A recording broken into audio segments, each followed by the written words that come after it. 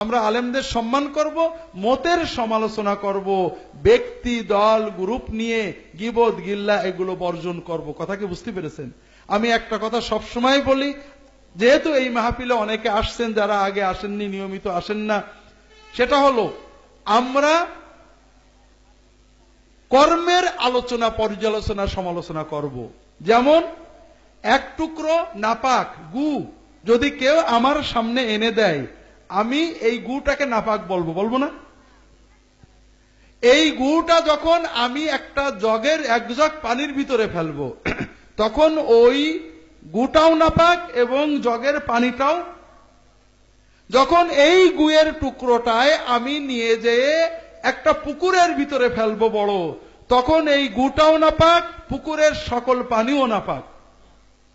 ঠিক না? এই দেখ মৌলানা সাহেবরা ঘাড় নাড়ছে যে না, তারা মশলা জানে।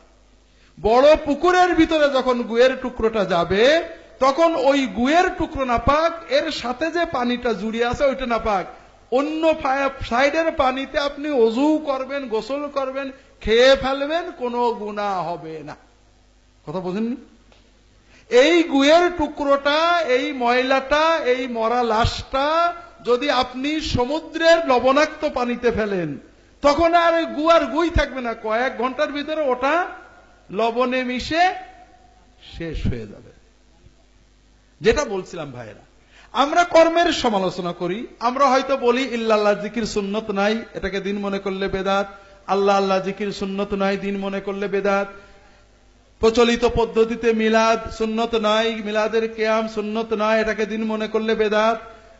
প্রচলিত এই পদ্ধতি, এই কাজ সুন্নত নয়, বেদাত। আমরা কর্মের কথা বলি। নবীজির সুন্নতে পাইনি আমি কখনোই বলবো না। আমার পীরও যদি করে, আমার ইমামও করে, আমি বলবো না ভাই এটা আমি হাদিসে পাইনি।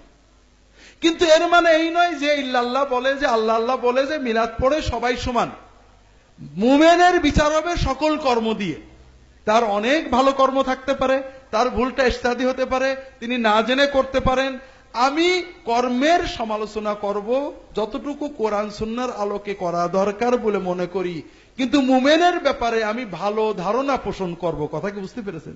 আশা করি মুমিন না বুঝে করেছেন, হয়তো আল্লাহ তার মাফ করবেন, এই রকম আশা আমরা পোষণ করব। আল্লাহ তাআলা তৌফিক দান করুন, আমিন। সুন্নত এবং শুধুই সুন্নত, আর সুন্নতের আলোকে মহাব্বত, উলফত, ভ্রাতৃত্ব, ভালোবাসা, যেটাকে বলা হয় জামাত। এই বড় বড় ইবাদত গুলো, জামাত একটা ইবাদত, আল্লাহর হুকুম যে আল্লাহ তোমার মুমিন সকল মানুষকে আমি ভাই মনে করি, অন্তর দিয়ে আমরা এটা করি। উম্মতের বাড়িতে আগুন লেগেছে, চারিদিকে শুধু আগুন, ঝগড়া আর মারামারি। আমি হয়তো ঝগড়া মেটাতে পারবো না, তবে আমি অন্তত এই আগুনে ফু দেব না, বাতাস দেব না। পারলে 2 বালতি পানি ঢালবো, না পারলে আল্লাহর কাছে কানবো যে আল্লাহ তুমি তোমার উম্মতের, তোমার নবীর উম্মতের ঘরের আগুন তুমি নিভিয়ে দাও, তাদেরকে দুনিয়া আখিরাতের ইজ্জত দাও। আল্লাহ তাআলা আমাদের সবাইকে তৌফিক দান করুন, আমিন।